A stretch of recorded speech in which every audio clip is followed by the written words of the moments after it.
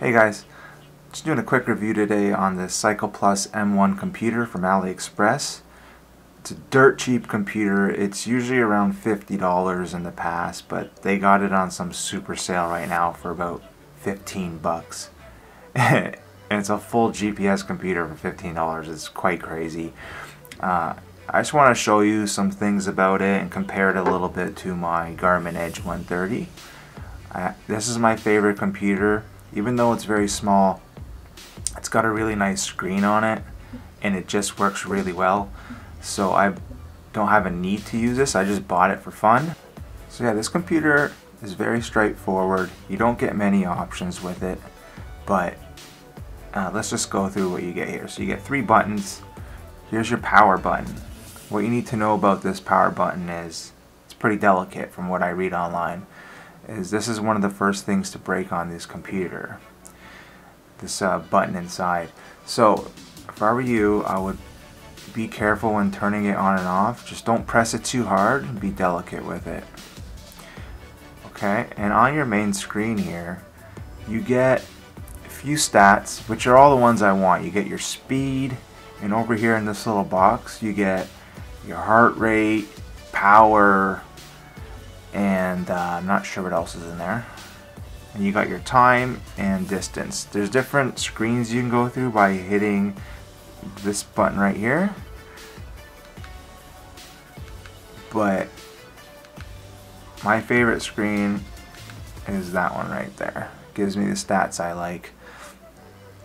Okay, so it's pretty straightforward. Like I was saying, you don't get many things to do with it. So here's your main screen.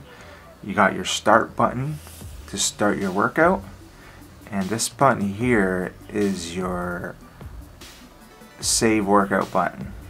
So when you're doing your work, you press this to start your workout. When you're done your workout, you press this button again, and to save it, you press and hold the middle button for 2 seconds, I believe. So you do get about 9 settings pages with this. So let's go ahead and look through them. To get there, you press and hold this button right here. So do that, press and hold. So right here you got C2. This is a screen where you pair your ANT+ sensors to your computer. Press the button again, it goes to C3, and this one is the wheel circumference, so that you get a more accurate distance reading when using a speed sensor. So if you hit the button again, you get C4, and this is was a little bit tricky to set up. I didn't really understand it, but I'm Eastern time, and I set it to -5. You can see there, and it sets the time up perfectly with that setting. So if you're Eastern time, go -5 and try to adjust from there, I guess. Press the button again, and here we have your units of measure. So right now I'm on kilometers per hour, but you could switch that to miles per hour. So C6, this is Fahrenheit or Celsius settings. C7, this is factory reset, just resets everything.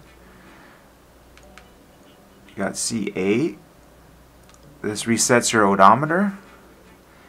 And you got C9, which unpairs all of your sensors. If you hit it one more time, it just goes back to C2. If you press and hold it, it'll go back to the main screen. One thing to note about this is the light is automatic. I think it turns on it by itself after 6 p.m. The battery life is quite good on this, so when the light's on, it doesn't really hinder the battery life too much. I think this thing gets like 15 hours, but I've never actually used it that long. So let's go ahead and pair a sensor to this. So what you want to do first, press and hold that settings button. Now you're at C2, and once you enter the setting, it gives you 10 seconds to pair your sensors. So usually you just want to do one sensor at a time because it's kind of tricky to do both. Play button, and I'm going to start rotating this sensor. Now you can see the speed changing. That means it's paired this sensor. You're good to go now with this. So after 10 seconds, it automatically just goes back to your main screen. Okay, now I want to pair my heart rate sensor to it, so I'm going to go ahead and put this on my chest. Okay, now that I have the sensor on my chest, let's go back to the settings. And we'll go ahead and pair it up. So hit pair, it should pair up.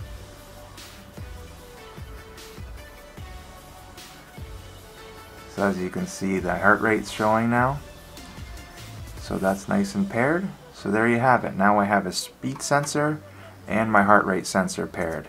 If I rotate this, you should see the speed changing. There it goes. So perfect. So now we have my heart rate sensor and my wheel sensor paired up to this, which are my two favorite sensors to have. I don't have a power meter, so I've not been able to test it with a power meter, but it should still work, I imagine. So yeah, I haven't had any issues with this computer so far. It's been able to connect to the satellites just like my Garmin Edge 130. Sometimes it connects faster and sometimes a little slower, but it's been able to connect.